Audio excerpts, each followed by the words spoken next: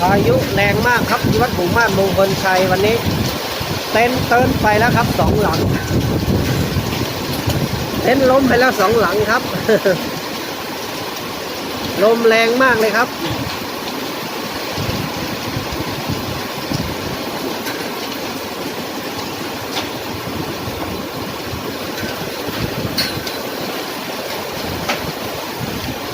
ลมพายุข้างหลังวัดแรงมากครับผม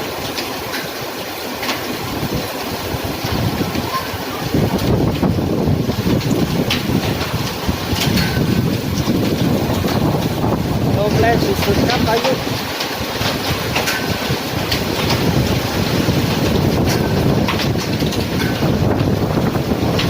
ดูครับดูพายุครับ